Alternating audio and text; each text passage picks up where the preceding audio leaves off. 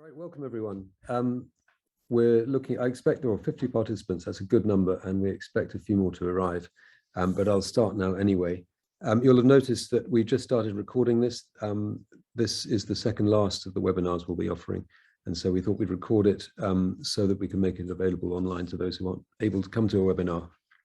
I'll just say a bit about the National Fellowships in Fluid Dynamics, but starting by saying where they came from.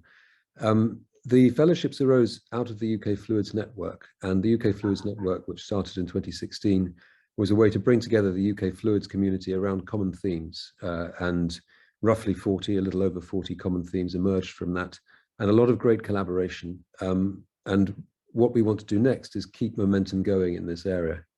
There was a realization that special interest group meetings are very cheap to run. It won't interest you, but I'll tell you anyway, that sometimes the bill would come in for £200 for sandwiches for a 40-person meeting. And so we realized that you don't need a lot of money to run these, to keep the momentum going, but what you need is a motivation to keep the momentum going. So out of that discussion rose the idea of, many discussions, the possible future initiatives in fluid dynamics.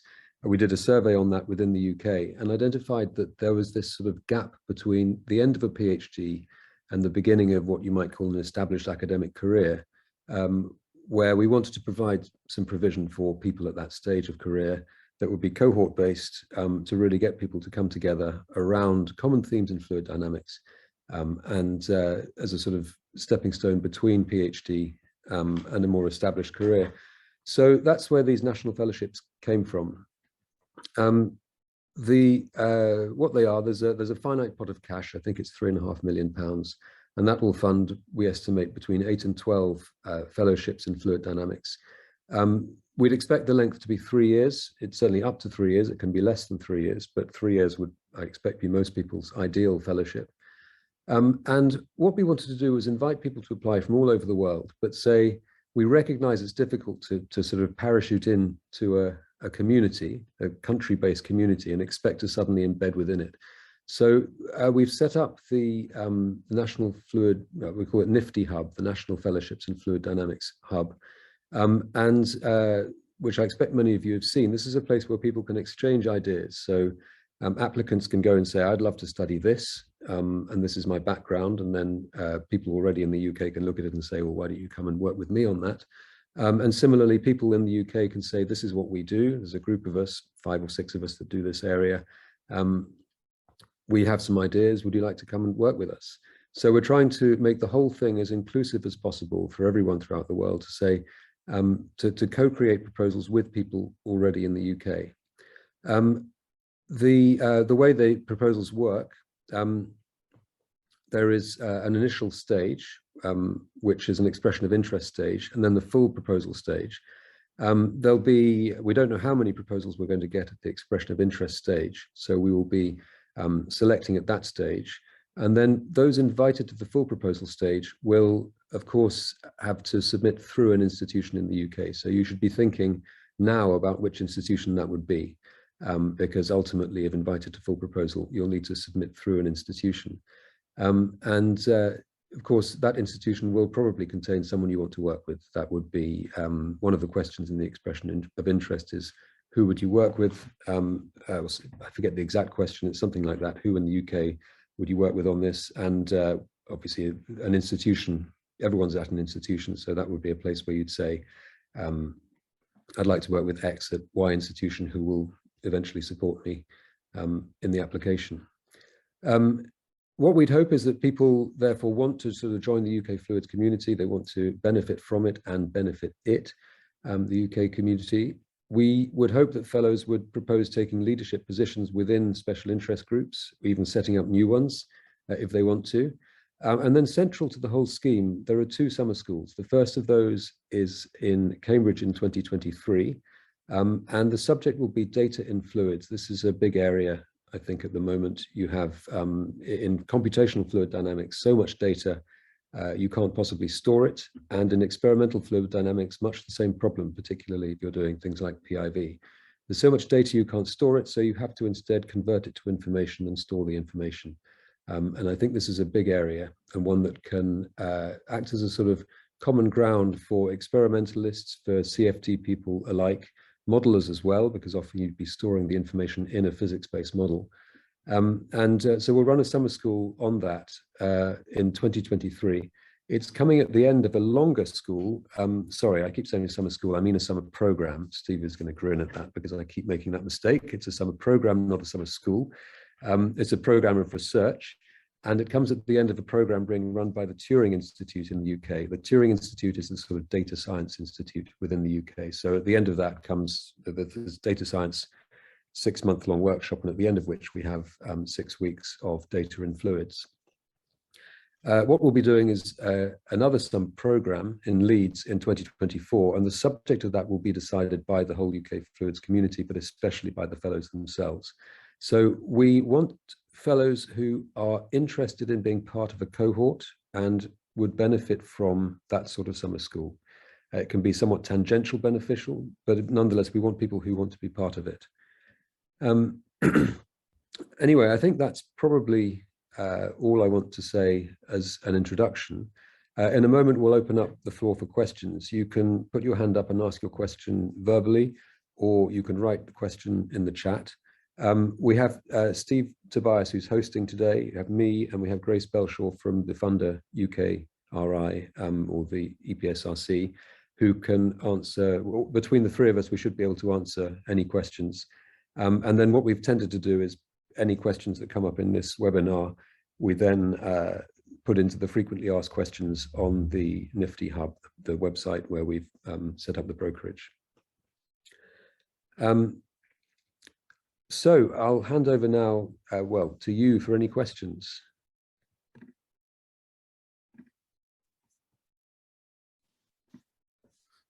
Did you want to show some of the NFFDy Hub, Matthew? Shall I do that? Thank you. Yeah. The question is from Steve. What's the NFFDy Hub? Yeah, I shall move over to my screen and share my screens. Just bear with me 1 second.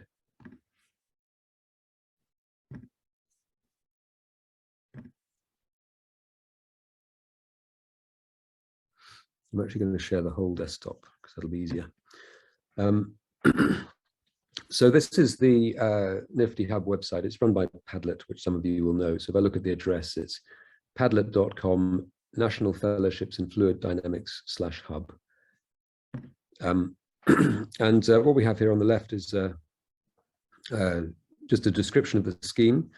There are 2 phases, as I mentioned earlier. There's an expression of interest with deadline 3rd of May. And you can, if you click on this link down here, you get the full proposal, which explains everything in detail, but we put the questions in bullet points here. So you just need to explain, not very many words, your research idea, the activities you propose, who else in the UK would be involved in these activities. We want you to embed within the UK fluids community. How will this fellowship, I've put an extra will in there, how this fellowship will benefit the UK fluid dynamics community, how your research could benefit the UK more broadly, then how the cohort-based fellowship will benefit you. These are all sort of how you would benefit from this. Then there are 2 summer programs. I should mention that we would love everyone to come in person, but we're aware that not everybody will be able to. Those with childcare responsibilities over the summer, for example, and I'm one of those people. So there is the option, there's a box there where you can contact us at info@fluids.act.uk, and we can discuss how to attend either part-time, full-time, or remotely, or completely remotely. But I think the thing is that there is an expectation that you will work during that 6-month period on a project as part of the summer program, albeit maybe not being there in person. But we want to make this as inclusive as possible, and therefore would like to open up discussion about how to be involved in the summer programs if your personal circumstances are such that it's difficult to come in person. And then down here, the full proposals.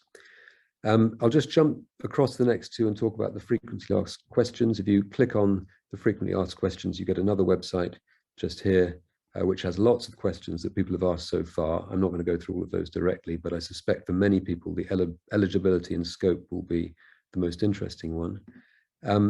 Now, we have ideas from applicants. This at the moment is rather empty, so I'll just click on ideas from the community. And this is ideas that have come from people in the fluid mechanics community in the UK at the moment saying, you know, this is what we do, who wants to come and join us? So you can see them, and these are being added to all the time. So this is really only just started, it's only just started to grow since the weekend. And I expect to see more and more ideas appearing on there soon.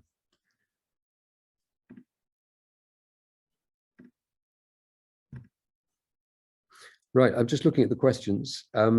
Will the fellowships be offered each year, or are there a total, and will they stop when they're filled? Very good question, and one we've had before. This is a sort of one-off scheme, call it a pilot scheme at the moment. It may be repeated, but there's certainly no guarantee it will be repeated. So if you're interested, and if you are eligible, and if you will submit your PhD by December 2022, that's the end of December this year, then please consider applying this year. There may not be another one next year. The summer program is 6 weeks. Yes, not 6 year or 6 month. Thank you. Thank you, Steve. Steve and I are both recovering from colds at the moment. I think it's affected my mind, certainly. I'm going to call it long cold rather than long COVID. The next one, is there any universal time for applying to these fellowships, like November each year? There isn't. This will be a one-off. So the deadlines are just in 2022. So that's the 3rd of May, 2022 for expressions of interest. And then I forget the details, but I'll look them up quickly now. Full proposals will be invited in early June with deadline on the 28th of July, 2022. Right, sorry if I missed this. The summer programs last 6 weeks. We've seen that already. Is the idea behind the summer program for fellows to work collaboratively on a research topic, or how will it work? Very good question. Those who are familiar with the Stanford summer program, or the Woods Hole, particularly Stanford, it's more or less based on that. The idea there is that you submit an idea for proposed work that you will do with other people at the program. So all the NFFDy fellows will be guaranteed a place on the summer program, but there'll be other places as well. So we'll be launching a call for those who want to come. We'll launch that towards the end of this year, 2022, and develop these small research projects that will have a period together of about 4 weeks in the summer program in Cambridge. But we'd expect this to be the sort of kicking off research that will then lead to a paper later on in the year. So the summer programs will have at the 2 weeks, there'll be a sort of pedagogical element with the idea at the moment is to have some little experiments that you can run and then assimilate the data and get the idea of data in fluids in a hands-on way with a small system you can understand. And then a set of sort of cases you would propose and bring to the table and discuss with others there that may or may not lead to a research publication sometime later. So there's no set research topic. The research topic is set by the attendees, but there will be a somewhat pedagogical element at the beginning about what we mean by data in fluids. Another question, can one shorten 3 years duration in between the fellowship? I'm not, so one question is, can the fellowship be shorter than 3 years? The answer is yes.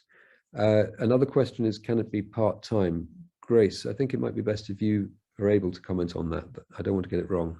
Yeah, so yes, you can do your fellowship part-time. That's absolutely fine. And then it would kind of lengthen the duration in a way, or depends how much time you want to spend on it. If you mean, do you want to do a full-time but less than 3 years? Yes, that's also fine. I would bear in mind that it's going to be seen by peer review, and they'll be assessing your application based on whether you're suitable to this kind of cohort scheme. So if you're thinking of 2 years, I think that would be absolutely fine. If you're thinking of applying for just 6 months of money, I expect that probably wouldn't go down too well with the assessors, because they'll see that you're not able to contribute to the cohort part of it. But shorter than 3 years, slightly is fine, yes. Great, thank you, Grace. Next question is, can you be hosted by multiple institutions? I'm sure the answer to that is no. You should go through a single institution. That the way that the application forms work in the UK is that they go via an institution. So one institution submits your host's proposal. Now, can you work with other institutions? Absolutely. And the way to do that is to budget within the proposal for travel to and from the other institution, even for a very extended period. So I think the sort of mechanics of it are that you have to go through one institution, but we'd very much encourage people to work with people at other institutions as well. Yeah, so maybe I'll just add to that. So you'll have to submit your application if you get invited to full proposal stage through your research organisation, because they'll want to check that everything is correct from their side. So in that sense, you'll have to apply through one. But yes, as Matthew says, there's absolutely no harm in spending time at another one, maybe having a co-mentor at a different university that you can mention in your proposal. Next question, is there a particular direction in fluid dynamics that's prioritized? Should it be aligned with, say, machine learning, as it's the topic of the summer program? Now, firstly, the topic of the summer program isn't machine learning. It's much broader than that. It's data in fluids. So it can be very conventional physics-based learning. There's maybe no neural networks, nothing, but physics-based modeling. But really the question is, how does one handle large amounts of data, particularly coming from CFD simulations or from experiments? I think what we would like for the summer program is people who could benefit from or would be interested in a project on a research project on data in fluids. So a bit of a pedagogical aspect at the beginning, followed by a joint research project on some aspect of data in fluids. It doesn't need to be big data, certainly doesn't need to be machine learning, but it's how do we handle data. Now, it's very open and it's deliberately open and inclusive so that everyone can feel involved. It can be experiments, it can be CFD, but we want people who will be interested in that as an idea and feel that they have something to contribute to it. By the way, if you have any further questions, feel free to put them in the chat or raise your hand, which we can see, and then ask them in person. For the moment, I'll keep going with the questions as they appear in the chat. Could you comment a bit on what a cohort would mean? Will there be any other interaction activities besides the summer school? So I'll take the second question first. Yes, there will be other interaction activities beside the summer school. I'm going to get the details wrong, but we will have a sort of informal coffee via Zoom probably every week. That's, for many of us, we've been doing that anyway. Then we'll have a sort of a seminar series as well, again via Zoom, which will get people together, I'd have thought, on a sort of every month in term or every month a few times a year. So there will be other activities. And what do we mean by a cohort? So for those already in the UK, you will know what I mean by a Centre for Doctoral Training. For those who don't, this is a group of certain centres in the UK focus in certain subject areas. And there'll be, let's say, 8 PhD students per year in that subject area. And the idea is you make the outcomes stronger than the sum of the individuals. So by bringing the people together, you achieve more than you could achieve by working individually alone. And that's the ethos that we're trying to get here, that by having somewhere between 8 and 12 fellows at this stage who are working in fluid dynamics, between them, there'll be common areas that they can work on together, and ideas can arise from that cohort that wouldn't have arisen from the individuals themselves. A lot of research is about bringing ideas together. So the idea is to bring people together who would like to work in that environment and to give them the sort of the fertile ground with which they can themselves grow new ideas between them. So it's a somewhat vague idea, but predominantly it's the idea that we're not individuals working just by ourselves. We work within a community, and we want to put in place the structures that include as many people as possible in that community and get the most out of them. Sorry, there are so many questions now, I've lost them. I think there's one that you might have missed earlier up that I might quickly answer, which was, what is an eligible research organisation? Follow-on question, any UK or institution. So yes, any UK university will most likely be an eligible organisation. I've had a few questions via email about this, and if they're a UK institution that's registered for EPSRC funding, then yes, you can do your fellowship there. And then I think we're down to Josh's question is the next one I see. Do we budget our collaborators' time, or does funding strictly cover the postdoc salary? So the second part is correct. So you can't budget in your proposal for other researchers' time. You can have things like letters of support from them. If you're talking about a project partner, you can include them as contributing in-kind time to you, but you can't claim money for them on your proposal, if that makes sense. And then I think we might be down to Masha's question. Yes, a reply to Masha. So this is a point. The proposed area of research must fit into EPSRC's current remit, at least 50%. So it's worth looking at EPSRC. This is the Engineering and Physical Sciences Research Council's remit.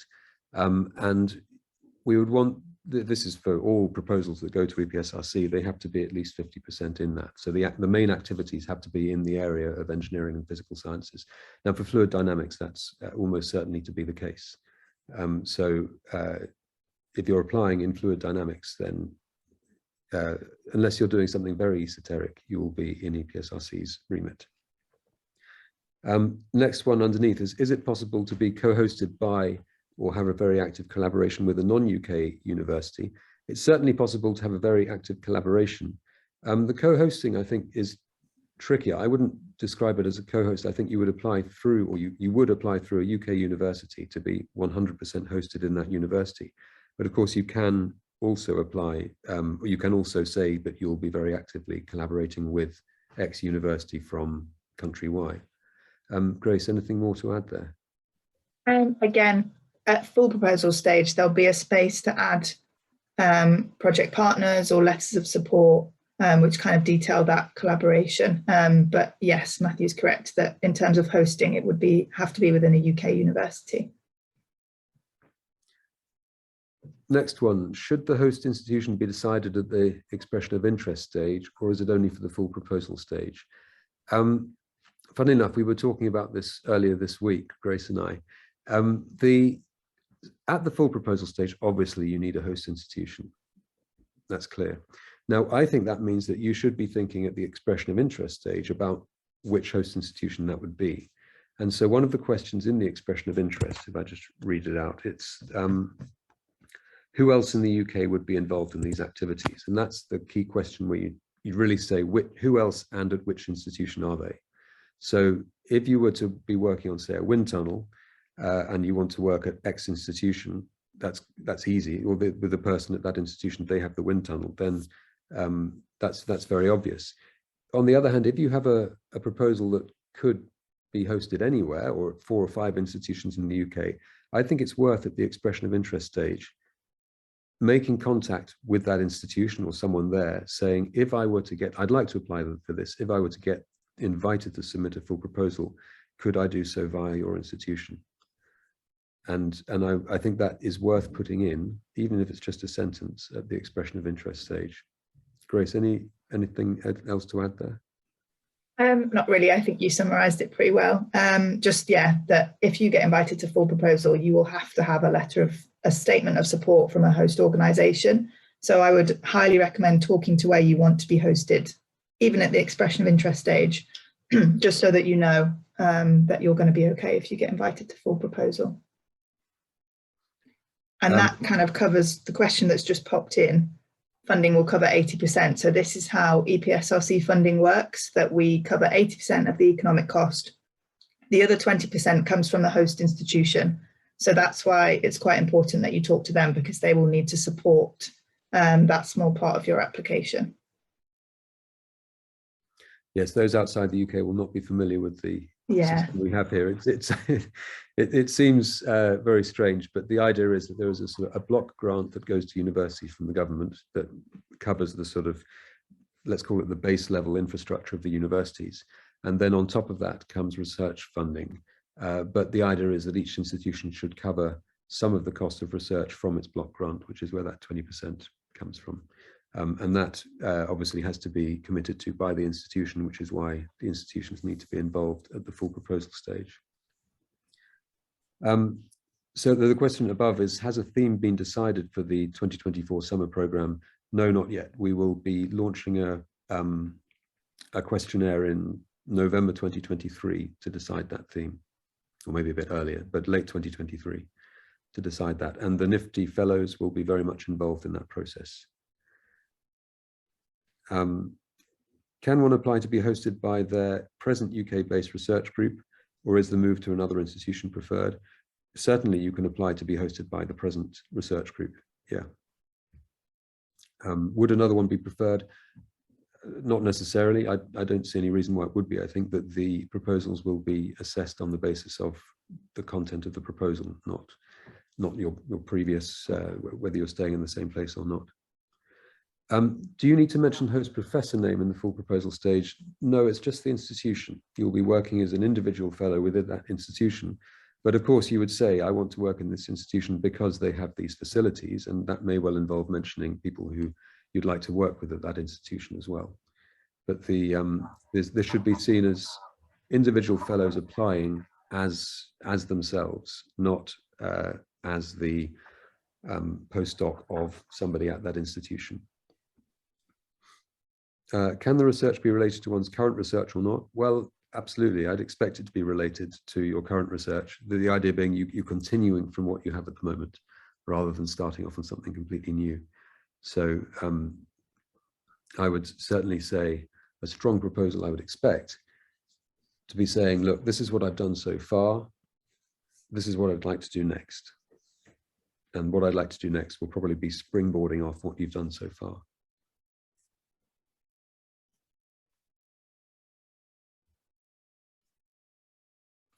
So I think we've run out of questions in the chat at the moment, but please do keep them coming. If you'd like to ask anything in person, feel free to put your hand up. Is there a specific example of an expression of interest in full research proposal on the Hub? There isn't, no. There is a, interestingly, I did dummy up an expression of interest just to check that it would work within those bullet points, but we ultimately decided not to share it. We'd like to hear what you have to say. So there isn't, but the questions have been quite carefully thought through. Yeah, so maybe I'll add, yeah, great. The expression of interest is just kind of a series of text boxes that you can fill out. So we didn't see a necessary benefit in providing an example, because it really should be your idea, not kind of taking inspiration from something one of us might write. In terms of the full proposal stage, if you're invited to full proposal, you'll need to be in contact with your research organisation, maybe a mentor, an academic within that institution that can help you write it. EPSRC full proposals have kind of like a set way that they're written, so people within the university should be able to help kind of guide you in that process, but I can also help answer any questions if you get to that stage. Now, there's an excellent question there. How do we find out who's currently in the UK Fluids research community? This is where I'm going to share my screen again. Right, I'll share the, oops, sorry, there we go. So that's the NFFDy Hub. If I instead type in fluids.ac.uk, so if you can see that it's fluids as in fluids.ac, which is academic.uk. This is the UK Fluids Network website. We have on the front here, we have the what I've just been talking about, the National Fellowships in Fluid Dynamics. This is a report worth reading, perhaps, if you want to know what the UK Fluids community thought would be important in the future, and a few other things. Anyway, if you, some of you may have seen this already, but if you go to the, well, let's look at special interest groups. These are the current special interest groups, and you can see this sort of picture here, the red dots on the map of the UK. This is where people are within these special interest groups. So if you click on, at the moment, cardiovascular flow modeling, you can see where people are that do cardiovascular flow modeling, and then you can click on more details, for example, and you get some names. So this is how you can find out who else in the UK is doing work in that area. And so that would be my first point of call. So you can see experimental aerodynamics, those are the big wind tunnels basically, and see who else is involved. There we go. So I hope that's a useful resource for those outside the UK, and indeed those within it. Now, if I jump to directory, this, I must admit, is not the prettiest of web pages, but it can be quite useful. This is all the people who have signed up to the UK Fluids Network within the UK. So you go to log in and register, and you can register with the UK Fluids Network. And this is, so each button here is the number. So the 85 people at Cambridge, let's take Glasgow, 29 people at one of the universities there and another one just behind hiding. And if you click on those, you can see what those are. So if I just, so you can do a search here. And I am sorry, it's not the prettiest website. We're actually redoing it at the moment. But it allows you to say in a subdiscipline, let's say who's doing aeroacoustics. You can find the people doing aeroacoustics in the UK. So it will take a bit of going through here, but you can find out who else in the UK is doing a research area by sort of scrolling through this list here, clicking on something. What should we click on? I was going to do Navier-Stokes, but computational methods. And then all these people work on computational methods within the UK, and you can see where they're based as well. So there's a great resource there. I would say start with the special interest groups and then have a look at the directory as well, and then email the people directly. So we hope we've set things up there so that it's fairly sort of open and easy to navigate. But we've also, if you have any further questions, email info@fluids.ac.uk, and Nick Dace or I will answer your query. Right, next one. Is there a cap or recommended budget for the costing of the equipment and other items to carry out the project? So equipment, there is a definition. What is it? It's above, is it £10,000, Grace, or 30,000? Yeah, so you can apply for equipment if it's up to £10,000, which basically means anything above £10,000 is not eligible to be applied for within this fellowship. So I don't think many things fall within that. You can apply for consumables and all sorts of things like that to use existing equipment, though. That's fine. There isn't a cap necessarily for the budget in general, if that's what you're asking. But do bear in mind that part of the full proposal application will be looking at, the peer reviewers will be looking at kind of what you intend to do and whether it's appropriate. You don't have to say how much money you want at the expression of interest stage. That's only at full proposal. And again, I would really strongly advise you to talk to your research organisation and some mentors within the academics there who can kind of advise you what's a normal and what's advised costing for various things. Yeah, these are the sort of questions that at the full proposal stage, by all means, email info@fluids as well for help on that. We want to help people as much as possible. That's the whole aim of this, be as inclusive and helpful as we can be. So the UKREB website seems to put preference on collaboration in the UK Fluids Network. What if collaborators are UK researchers in fluid dynamics, but not in the UK Fluids Network? You notice many people aren't in the directory. That's fine. We want, the UK Fluids Network is there as a sort of a hub for people to exchange names and ideas, but people doing fluids in the UK exist outside the UK Fluids Network. So imagine the network didn't exist.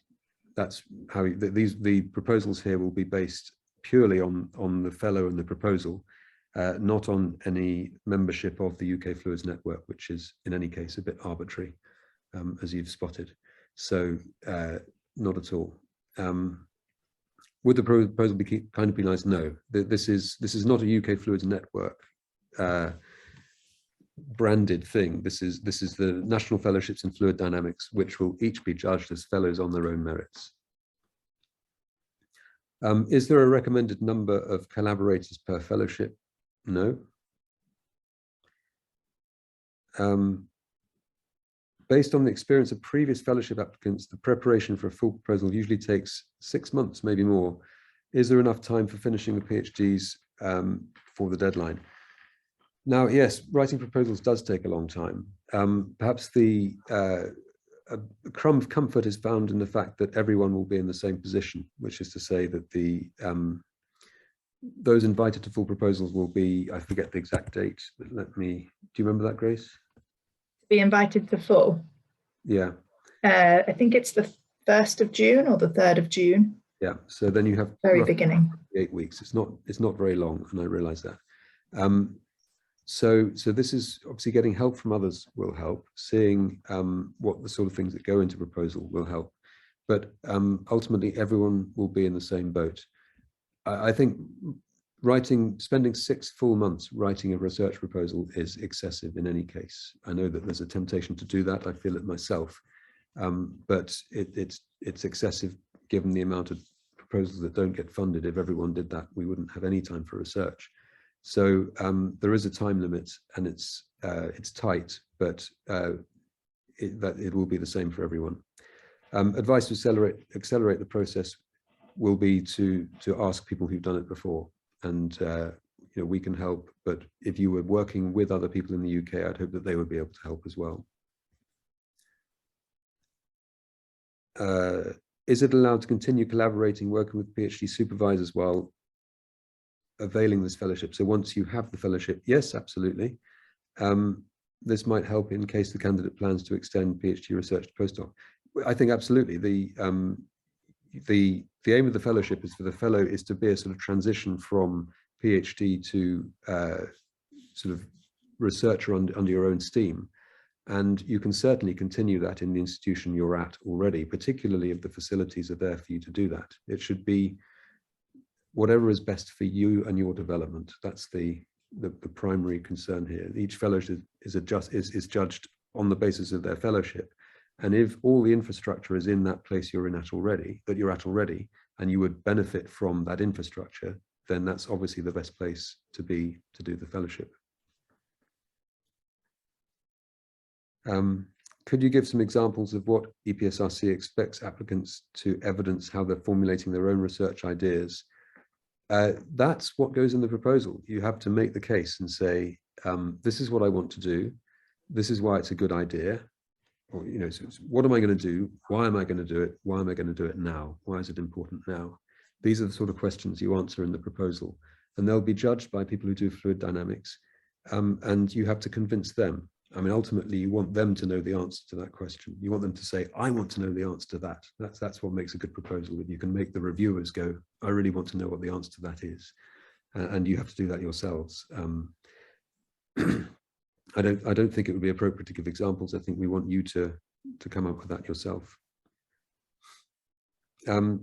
If I would like to apply for the fellowship, should the proposal be sent through the portal of the NFFDy Hub or the EPSRC official website? It's the latter, the EPSRC official website. So there's a big button at the top that says Start Application. And if you click that, it will take you to the expression of interest form, which you can fill out in your own time, and you can save it as you're going along. You don't have to do it all in one go. I'm going to show that. So you go to the NFFDy Hub. Let me just get. I'm going to go to the NFFDy Hub, which is on my bookmarks. Scroll down to the bottom here. Expressions of interest will be submitted through EPSRC. So you press on that, and this is the main EPSRC website. Start application, and off you go. So I won't do any more, but that's the process.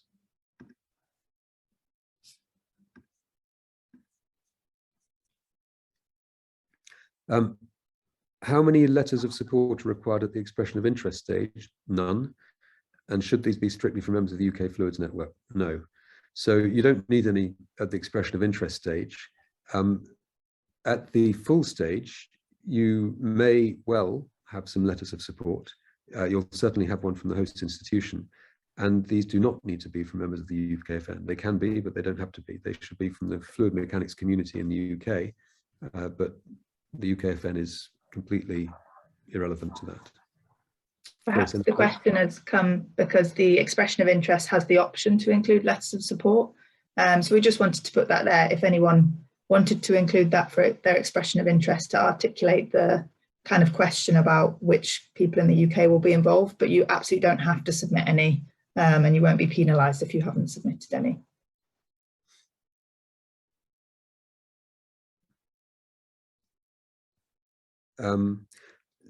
And Steve just pointing out the fellowships are also good for more established postdocs, not just for finishing PhD students. Of course, they are postdoctoral fellowships, so it's worth looking at EPSRC's guide for postdoctoral fellowships. which is, I think is pretty much cut and pasted into this scheme, Grace, if I remember rightly. So it's worth looking at the eligibility on the EPSRC website for that.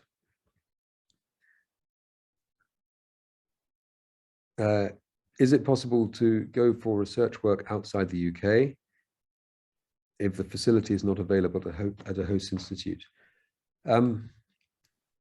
It's certainly possible to go abroad, of course. There would be a limit on spending any money abroad, Grace. I think that's EPSRC.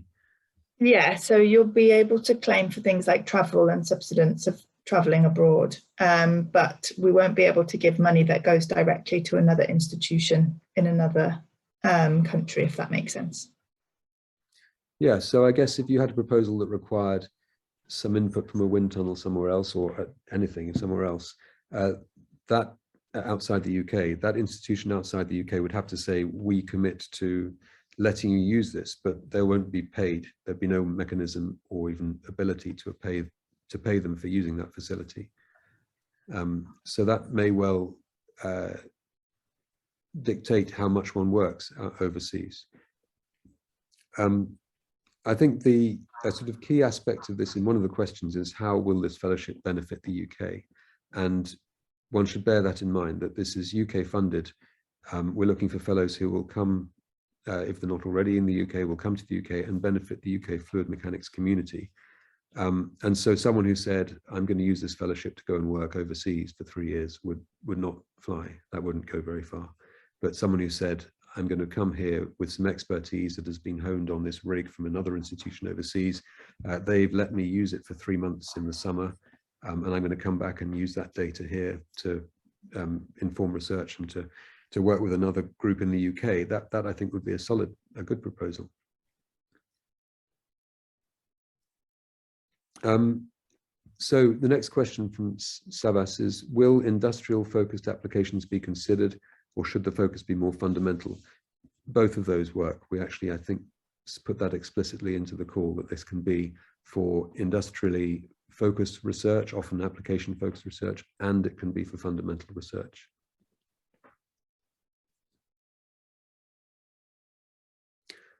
So this is a follow-up to the earlier question. So the candidate would get a salary in the UK, but facility and other materials will be borne outside the UK.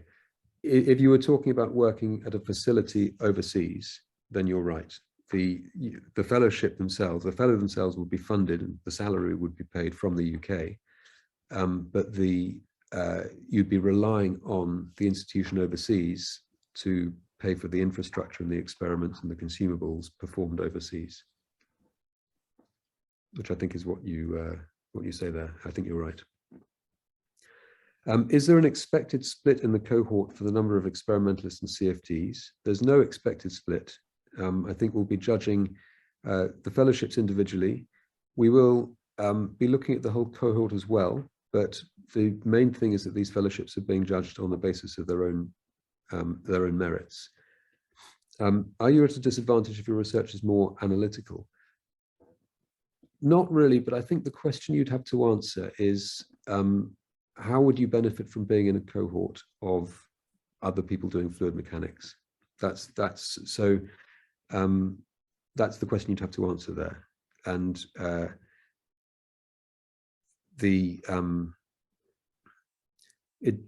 I think, sorry, it's as simple as that. You have to answer that question. So we don't want people who want to work by themselves on something rather esoteric and individual. We want people who like to discuss things with others and find common ground with others. So it's, where's that common ground? And that, of course, can be in the hand analysis side. But it would be good to know how you think you could talk to people who don't use that kind of approach, who have a more numerical analysis approach, for example. Would the fellowship provide funds for attending conferences and seminars outside the UK? Yes, absolutely. Gosh, it's a lot of questions. Haven't had so many questions before. Grace and Steve, have I missed anything? Or is there anything you want to comment on? I might just add, I had quite a few questions that people have asked me separately about the nationality of applicants. And it's on the web pages, but I'll just reinforce that there's no restriction on whether you're a UK national. You just have to be hosted by a UK university. I think that's probably quite a useful one. Sometimes we've been asked whether others can attend the summer programmes that aren't NFFDy fellows. You might want to speak about that, Matthew. Yes, the answer is yes. We have some funding from EPSRC to fund other people to attend, and we'd also expect others to come and fund themselves. There'll be a sort of set number of places. It's all a bit vague at the moment because this is in sort of July 2023, so we haven't done the details yet, but there will be more than the NFFDy fellows at the summer programme, probably roughly twice the number, maybe a little bit more than that. And actually I'd expect the local people at Cambridge and at Leeds to also come along as well, so there could be quite a lot more.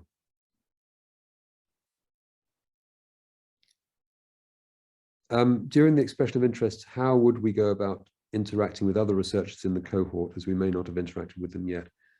Or do we need to answer this in general? No, it's the latter. You answer it in general, not specifically, I want to work with so-and-so who's also applying.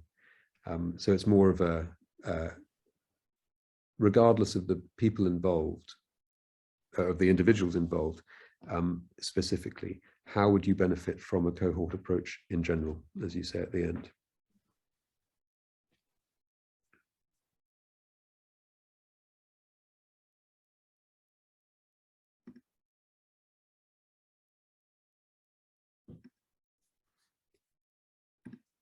Well, I'm beginning to run out of steam. Steve, did you want to say something? No, I think, well, you and the questioners have covered everything. Okay. So, yeah. Were there any questions that came up in other webinars that we haven't addressed here? This has been, like I say, the most comprehensive set of questions we've had. Well, I think they've been put, you know, the important ones have been put on the frequently asked questions, haven't they, on the Padlet? So, yeah. So I would recommend people have a look there. Now, one question has come up that's a little bit like the last one, which I think is worth mentioning. So two people separately have asked, you know, can two of us apply together?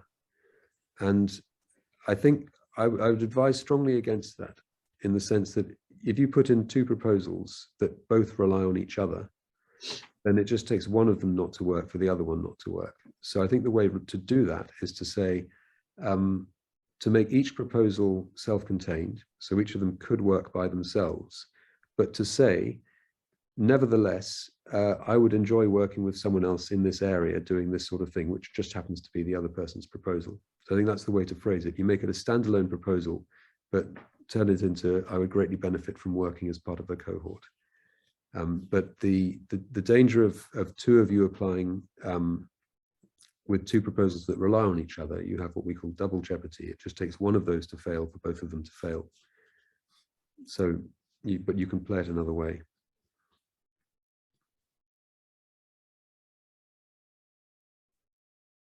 Okay, well, I think last chance for questions. We'll draw this to a close. If you have any more questions, if you think of them later, then please email info@fluids. Another one has come in, the question, who else in the UK would be involved in these activities? Should we also answer generally, or do we have to provide the names of researchers and academics? I think you could answer it generally, but I think you could also provide names and researchers and academics. You could say, I've discussed this proposal with this person, that person, and they would like to work with me on these areas. And indeed, there is a room for letters of support if in the expression of interest stage, as Grace says, which would be ideal for that. So you'd say, here are the three people that I would like to work with, and they would like to work with me. That would strengthen the proposal. So in answer to your question, I think that more specific is good in that case.